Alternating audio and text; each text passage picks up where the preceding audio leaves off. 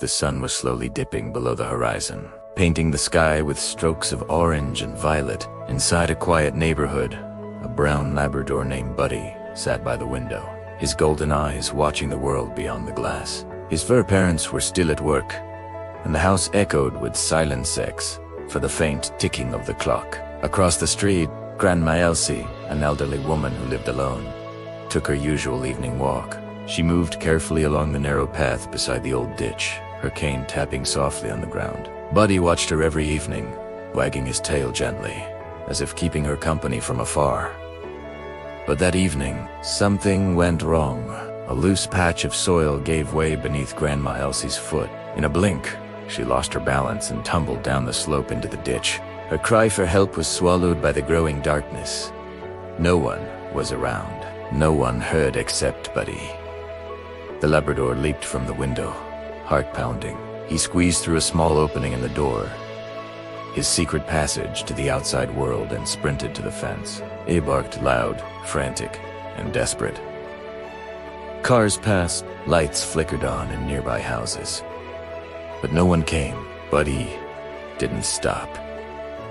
He ran into the street, barking at every car, chasing headlights, pleading for help in the only language he knew. Some people yelled at him. Others ignored him.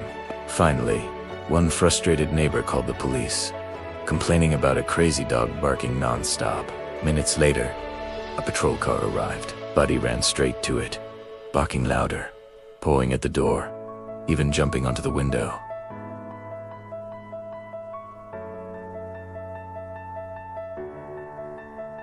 The officer, surprised, stepped out. "Hey, what's wrong, boy?"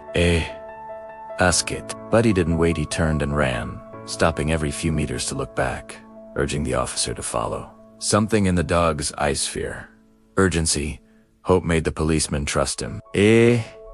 Followed. Down the dark path, past the tall grass, they reached the ditch. There, lying weakly against the muddy ground, was Grandma Elsie.